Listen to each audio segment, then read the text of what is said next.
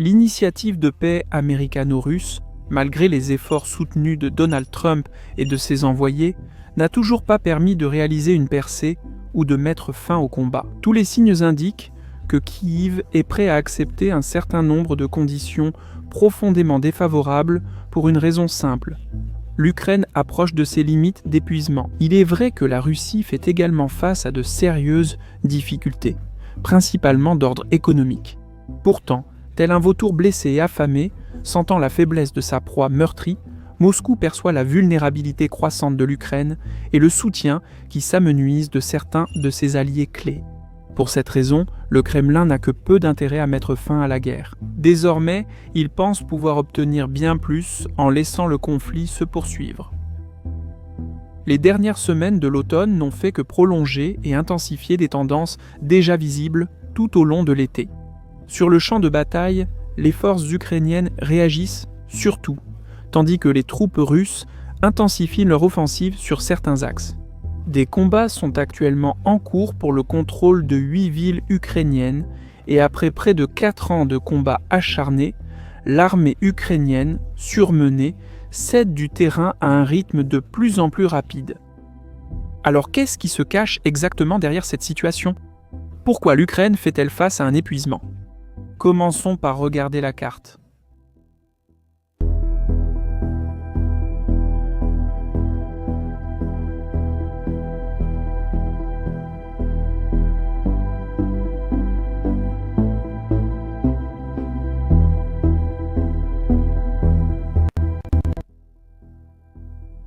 Alors que 2025 touche à sa fin, les forces armées ukrainiennes n'ont pas été en mesure de lancer de grandes opérations offensives, se concentrant presque entièrement sur la défense, tout en réévaluant leurs perspectives de succès sur le champ de bataille. Plutôt que de répéter les tentatives infructueuses de reprendre l'initiative à Zaporijia en 2023 et lors du raid dans la région russe de Koursk un an plus tard, Kyiv s'est tourné cette année vers des frappes aériennes à l'arrière de la Russie visant les infrastructures pétrolières et énergétiques.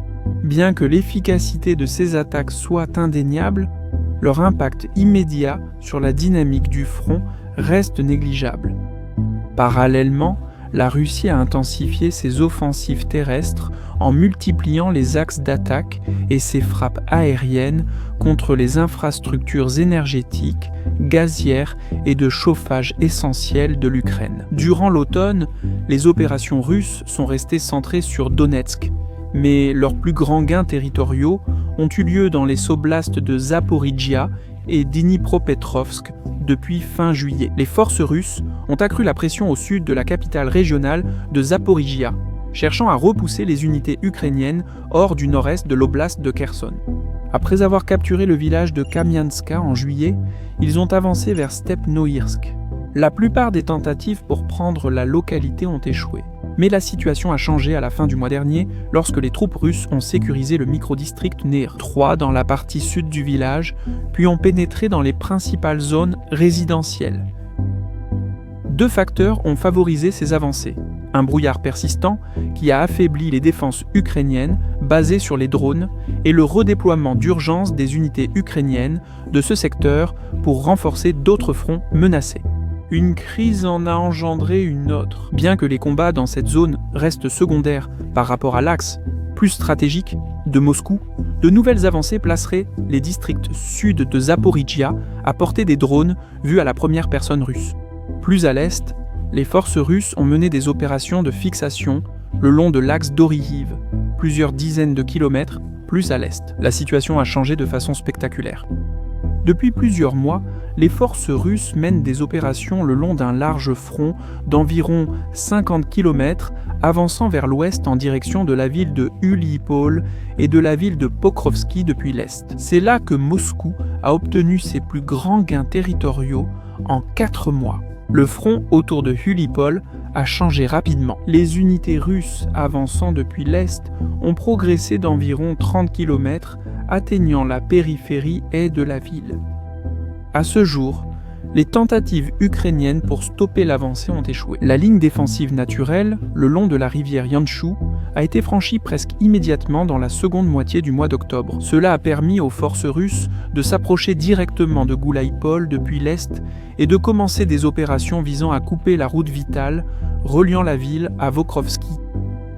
Ces derniers jours, des groupes de reconnaissance et de sabotage russes sont entrés à plusieurs reprises dans des villages au nord de Goulaïpol, confirmant ainsi que la principale voie d'approvisionnement a été coupée plus au nord. Lors d'une opération distincte le long de la rive sud de la rivière Vovcha, les forces russes ont avancé d'environ 30 km vers l'ouest, repoussant les unités ukrainiennes hors du sud-ouest de l'oblast de Donetsk et pénétrant de plus de 25 km dans l'oblast de Dnipropetrovsk. Des dizaines de localités sont tombées lors de cette avancée, notamment Zelenegay, Voronezh, Ternova, Novo-Ivanivka et Vesela. En conséquence, les unités russes se sont rapprochées de Pokrovski, ont sécurisé la rive sud de la Vovcha et ont lancé des premières tentatives de traversée de la rivière près de Velika Mikhailivka. Ces manœuvres montrent que la Russie, attaquant depuis l'est, déborde peu à peu les défenses ukrainiennes initialement prévues pour une attaque du sud. Après la chute de Vuhledar à la fin septembre 2024 et de Velika Novosilka en janvier de cette année, les forces russes ont eu l'opportunité de déborder les lignes fortifiées ukrainiennes opérant depuis la région de Kourakova. Ils ont avancé d'environ 75 km vers l'ouest au cours des 11 derniers mois. Il reste donc environ 70 km jusqu'à la périphérie est de Zaporojie. Et si le rythme actuel se maintient, les troupes russes pourraient atteindre la capitale régionale d'ici la fin de l'année prochaine.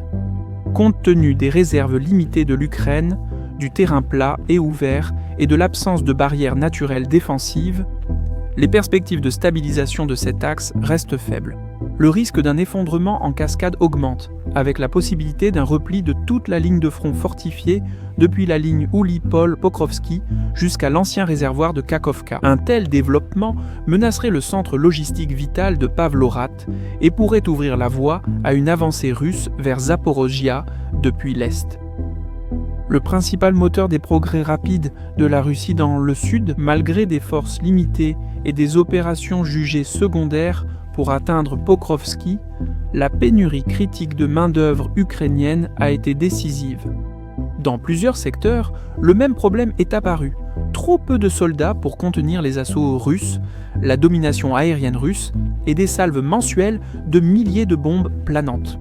Une artillerie supérieure, des frappes soutenues à l'arrière, utilisant des drones Garand et des missiles balistiques. La supériorité locale en drone, vue à la première personne, et la pression continue au sol ont entraîné des pertes que Kyiv n'a pas pu remplacer en raison d'une mobilisation inefficace. Les lignes défensives se sont retrouvées en sous-effectif, des brèches sont apparues, et les forces russes les ont exploitées grâce à des tactiques d'infiltration de petites unités. D'autres revers proviennent d'échecs du commandement et de problèmes de coordination au sein des 17e et 20e corps responsables du secteur. Une mauvaise circulation de l'information entre les commandants et le déploiement de troupes de défense territoriale mal entraînées et au moral faible. Kapravda ukrainienne rapporte que le chaos provoqué par les frappes russes a entraîné la perte temporaire du contrôle du commandement sur certains éléments de la 125e brigade mécanisée. Certaines unités de la 102e brigade de défense territoriale n'auraient apparemment reçu aucune formation préalable.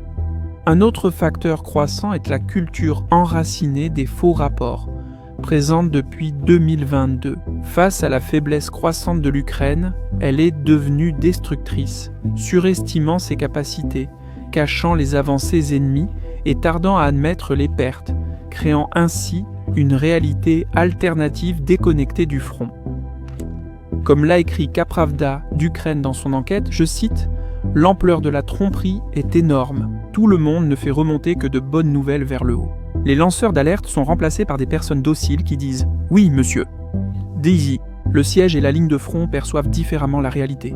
Un autre commandant d'unité de drone, Ihor Voutsenko, ajoute « Quand l'ennemi capture une position, elle est rapportée comme étant la nôtre. Ce n'est qu'après l'échec de toutes les tentatives de la reprendre qu'elle est déclarée perdue. Il mente sur les soldats portés disparus qui sont clairement morts, sur l'état de préparation des armes et sur le nombre de drones abattus. Les critiques ont également visé les formations d'assaut subordonnées au général Syrski. Ces unités, ayant essuyé de lourdes pertes lors de tentatives de stabilisation et de contre-attaque, ont acquis la réputation de chair à canon, manquement. Et ces pompiers humilient souvent les gens et obtiennent plus souvent de faux rapports, du gaspillage de main-d'œuvre et de lourdes pertes que de vrais résultats, a déclaré Sergei Filimonov du bataillon des loups de Da Vinci.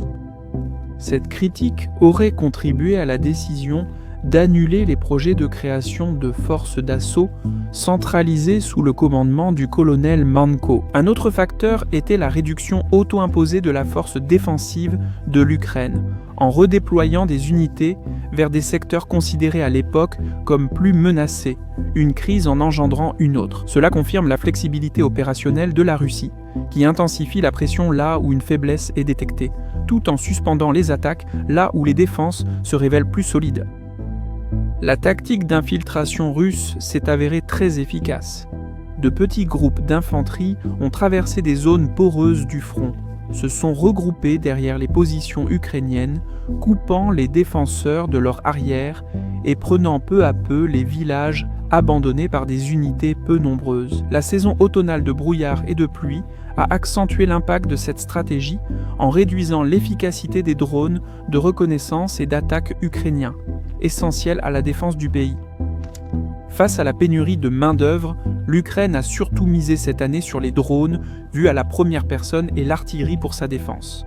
Cela s'est avéré partiellement efficace contre les assauts mécanisés russes, mais beaucoup moins contre les petites unités d'infanterie qui s'infiltrent à travers les lignes défensives. Ce schéma s'est répété sur presque tous les axes de progression russes dans de nombreux secteurs. Seule une poignée de soldats défend désormais chaque kilomètre de la ligne de front, souvent avec un moral plus bas qu'il y a 2 ou 3 ans. Il est vite devenu évident que les drones ne peuvent pas remplacer l'infanterie. À la fin de l'été et durant l'automne, l'offensive russe s'est surtout concentrée autour de Pokrovsk. Début août, les forces russes ont réalisé une percée tactique au nord de la ville en direction de Dobropilia, enfonçant un coin de plus de 10 km de profondeur dans les positions ukrainiennes. Cela a menacé l'intégrité de la défense et créé le risque de couper des routes d'approvisionnement cruciales, y compris la route Dobropilia-Kramatorsk. Après que les unités russes ont franchi la soi-disant nouvelle ligne du Donbass, près de Zoloty, Kolodias et Kouchariv-Yar, l'Ukraine a dépêché des brigades d'élite dans le secteur, stoppant l'avancée et récupérant la majeure partie du terrain perdu au cours des 3 mois suivants. Le prix à payer, cependant, fut l'épuisement des réserves qui n'étaient alors plus disponibles pour d'autres secteurs menacés, tant au sud qu'autour de Pokrovsk lui-même. Durant l'été, la Russie a peu à peu encerclé la ville par l'est puis le nord. Un bombardement soutenu a brisé des lignes défensives successives, tandis que l'infanterie d'assaut s'infiltrait dans les positions affaiblies. Cela a permis aux drones, vus à la première personne, de prendre le contrôle des principales routes d'accès, d'étouffer la logistique et de couper efficacement l'entrée et l'évacuation de la ville. La pression continue a conduit à une infiltration directe depuis l'axe sud en septembre et à l'effondrement relativement rapide de Pokrovsk en raison du manque de personnel, de problèmes d'approvisionnement et de la supériorité générale de la Russie sur le champ de bataille. Un facteur clé du succès de la Russie autour de Pokrovsk et de la voisine Mirnokrat a été l'émergence de l'unité Rubicon, une formation de drones d'élite réunissant les meilleurs opérateurs de drones russes et bénéficiant d'un accès prioritaire à l'équipement. Ses principales cibles sont devenues les opérateurs de drones ukrainiens, qui constituent un pilier essentiel de la défense de l'Ukraine, face à une grave pénurie d'infanterie. Plutôt que de frapper des soldats individuels en première ligne, Rubicon s'est concentré sur la paralysie du réseau logistique de l'arrière proche, aggravant ainsi les difficultés rencontrées par les unités ukrainiennes tenant le secteur. Le résultat de la supériorité russe et de la faiblesse ukrainienne a été la quasi-capture totale de Pokrovsk et la coupure de Mornokrad de sa base de soutien à Mirnokat. Jusqu'à plusieurs centaines de soldats ukrainiens restent encerclés sans perspective réaliste de secours.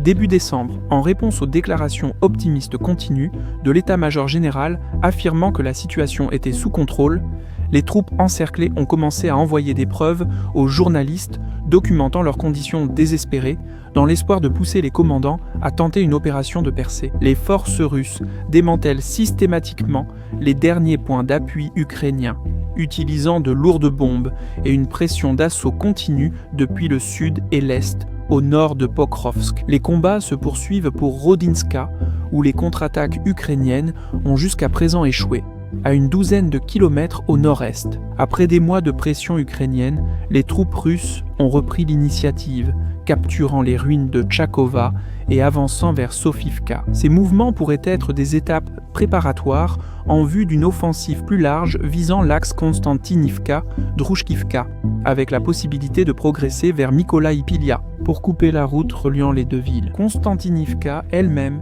est déjà devenue une ville de première ligne après la prise de Toretsk. Les forces russes ont pris le contrôle des villages situés entre les deux centres urbains et combattent désormais pour les quartiers sud-est de Konstantinivka, où elles ont établi une présence permanente au rythme actuel. Konstantinivka devrait probablement devenir le prochain objectif majeur après la consolidation de l'agglomération Pokrovsk-Mirnokrat, qui pourrait servir de base logistique pour de nouvelles avancées vers Konstantinivka et Dobroplilia. Un autre point chaud qui s'intensifie est Siviersk, désormais également une ville de première ligne après plus de 2 ans de stabilité relative. Les troupes russes ont progressé régulièrement vers la ville ces derniers mois depuis le nord-est et le sud, capturant Serebrianka, Vernokamianske, Viemka et Zvanivka. Fin novembre, ils sont arrivés à Siviersk. Des frappes aériennes de précision continue, des tactiques d'infiltration d'infanterie et le manque d'effectifs de l'Ukraine ont finalement brisé les défenses autour de la ville. Les combats pour Siviersk se poursuivent, les forces russes ayant déjà pénétré dans le centre-ville sur la rive nord de la rivière Donetsk. Après avoir repoussé les forces ukrainiennes hors de la forêt de Serebriansky, qui a servi de position défensive clé pendant plus de 2 ans, les troupes russes ont capturé Yampolivka, Zarichne et Yampil. Cette avancée les a amenés aux abords de Dibrova, où les combats se poursuivent, et vers Limen, désormais le théâtre de la 3e bataille pour la ville. Au cours de cette guerre, l'Ukraine a réussi à contrecarrer la première tentative de la Russie d'établir une tête de pont consolidée à l'intérieur de Limon, mais la pression reste constante. L'avancée russe ne vient pas seulement de l'Est après la prise de Kolodiazy, Chandrikolova et Serednia. Les forces russes avancent aussi vers Liman depuis le nord. Les combats sont actuellement concentrés autour de Dobrycheva et Novoselivka. D'autres axes actifs incluent Kupiansk et Vovchansk. De grandes parties des deux villes sont tombées, poussées, comme ailleurs, par le manque d'infanterie de l'Ukraine. Après des mois de stabilité relative, la situation a changé à l'automne. En septembre, des unités russes ont utilisé les tactiques d'infiltration mises au point près de Souja, avançant vers Kupiansk par un gazoduc inutilisé. L'absence de réaction rapide de la part des Ukrainiens a permis aux assaillants de se consolider et d'établir des têtes de pont sur la rive ouest de la rivière Oskil. Au cours des semaines suivantes, de petites unités russes ont progressivement pris le contrôle d'une grande partie de Kupiansk. Des contre-attaques ukrainiennes ont ensuite stoppé les nouvelles avancées russes et repris une partie du terrain perdu. Mais une tentative de couper les forces russes par une attaque en direction d'Oskil a échoué. À Vovchansk, les opérations russes ont repris fin octobre et début novembre, après que les commandants ukrainiens, estimant le secteur stable, ont redéployé des forces vers le Donbass. Cela a permis aux troupes russes de capturer la partie nord de la ville, de traverser la rivière Vovcha et d'avancer lentement dans les quartiers sud. Face à une résistance ukrainienne limitée, bien que la chute de Vovchaïk ait des conséquences stratégiques limitées, la prise complète de Kupiansk obligerait les Ukrainiens à se retirer de tous les territoires à l'est de l'Oskil, dans l'oblast de Soumy. La situation reste en grande partie stable, car les deux camps ont détourné l'essentiel de leurs forces vers le Donbass. Dans le même temps, la capacité de l'Ukraine à mener des opérations offensives et à assurer une défense efficace continue de s'éroder. La Russie a intensifié ses activités offensives sur un nombre croissant d'axes. À la fin de 2025, les forces russes attaquent simultanément sur plusieurs fronts, obligeant l'Ukraine à disperser des effectifs déjà rares. Depuis juin, la Russie a conquis en moyenne 400 à 500 km² par mois, confirmant une initiative stratégique soutenue. Le rythme opérationnel est resté stable, avec 150 à 200 actions d'assaut quotidiennes et environ 200 bombes planantes larguées chaque jour. La Russie produit désormais autant de drones vus à la première personne que l'Ukraine et surpasse cette dernière pour les drones à fibre optique. Compte tenu de la dynamique actuelle du champ de bataille et de la situation nationale plus large de l'Ukraine, il y a peu de preuves que Kiev puisse résoudre sa crise de recrutement, et plusieurs facteurs supplémentaires suggèrent que le problème va s'aggraver. Rien qu'en octobre, près de 22 000 soldats ukrainiens ont déserté ou quitté leurs unités sans autorisation. Cette tendance est en hausse constante depuis la seconde moitié de l'année dernière. Le journaliste Ihor Loussenko a averti, je cite, « Quelqu'un quitte l'armée toutes les 2 minutes ». Il a précisé que ce chiffre ne concerne que les cas signalés, car de nombreuses désertions ne sont pas enregistrées. En plus de l'échec de la mobilisation, cela est devenu le problème le plus critique de l'armée ukrainienne ces derniers mois. Les désertions ont augmenté parallèlement à la pression croissante de la Russie et à l'augmentation des pertes, décourageant encore davantage les soldats mobilisés de force de servir en première ligne. Cette tendance alimente un cercle vicieux. Moins de soldats entraînent des revers sur le champ de bataille, ce qui, à son tour, réduit la volonté des nouvelles recrues de se battre. La désertion est également liée à une pratique corrosive, consistant à payer pour éviter le service en première ligne, comme l'a décrit Kaleb Bityukov. Citation : « J'ai rencontré des unités où les soldats paient leur commandant pour ne pas avoir à aller en première ligne. Si un salaire de combat est d'environ 100 000 hryvnia, à peu près la moitié va au commandant. Il déclare que les soldats sont à leur poste, alors qu'en réalité, ils ne le sont pas. Donc, une compagnie compte 60 hommes sur le papier. Mais en réalité, seuls 10 à 20 restent insuffisants pour tenir ces positions. Un autre problème central est l'échec du système de mobilisation lui-même. L'immense majorité des nouvelles recrues sont désormais enrôlées de force. La mobilisation repose sur ce qu'on appelle la bussification, les hommes étant saisis dans la rue par les centres de recrutement territoriaux. Le processus est profondément inefficace et sert principalement à simuler la mobilisation plutôt qu'à la mener réellement, ce qui met en évidence l'incapacité de l'État à organiser un recrutement authentique et à grande échelle. Maintenir une façade de normalité pendant une guerre d'usure contre un adversaire plus fort a un coût direct sur le champ de bataille. L'ampleur de la mauvaise évaluation parmi les décideurs à Kiev est illustrée par la décision d'autoriser les hommes de moins de 22 ans à quitter le pays, une mesure apparemment motivée par des considérations politiques. En pratique, cela a privé l'armée de recrues plus jeunes, en meilleure forme et en meilleure santé que celles actuellement mobilisées. Aujourd'hui, l'âge moyen d'un soldat ukrainien en première ligne est d'environ 47 ans. Une tentative d'éviter d'abaisser l'âge de la conscription a pris la forme d'un programme de recrutement volontaire destiné aux hommes plus jeunes, mais il a échoué en raison d'un intérêt limité. Selon un rapport de Reuters, sur les 11 jeunes volontaires recrutés dans le cadre du programme, aucun ne reste en première ligne.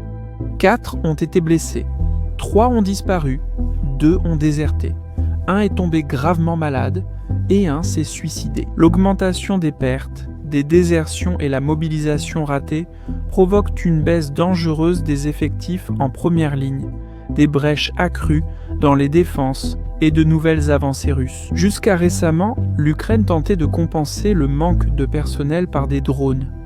Mais à mesure que les capacités de drones de la Russie s'étendent, que ses tactiques d'assaut évoluent et que les conditions météorologiques se détériorent, l'efficacité de ce modèle défensif centré sur les drones décline progressivement. Parallèlement, la pression aérienne russe s'intensifie. Les frappes de l'année dernière ont déjà causé d'importants dégâts à l'infrastructure énergétique de l'Ukraine. Cette année, la campagne a commencé plus tôt et n'a cessé de s'intensifier.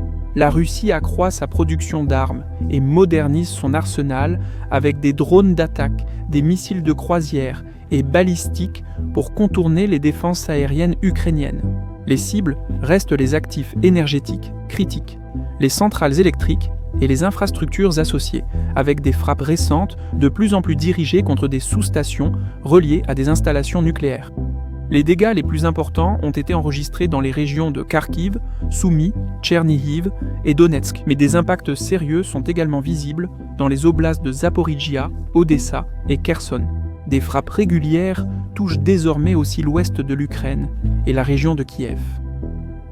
D'octobre à début décembre, la Russie a lancé plus de 10 000 drones et leurres de drones contre des cibles à travers l'Ukraine, ainsi qu'environ 470 missiles de différents types, selon les données ukrainiennes. Tenant compte de la tendance à exagérer les rapports, les missiles ont eu un taux de réussite d'environ 50%, et les drones une efficacité proche de 20%. L'efficacité croissante des frappes russes reflète en partie la modernisation des missiles balistiques, qui, selon les médias américains, peuvent désormais pénétrer le bouclier protecteur des systèmes de défense aérienne occidentaux.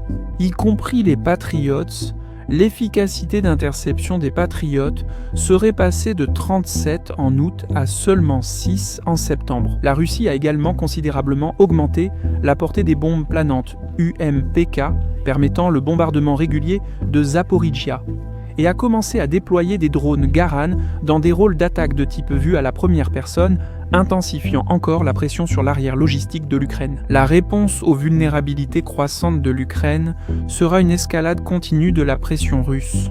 Plutôt que de chercher un cessez-le-feu, Moscou, conscient de son avantage sur le champ de bataille, tentera d'améliorer sa position de négociation par la force. Il n'y a donc aucune raison de s'attendre à un ralentissement pendant l'hiver. Au contraire, la dynamique opérationnelle russe pourrait même s'accélérer davantage.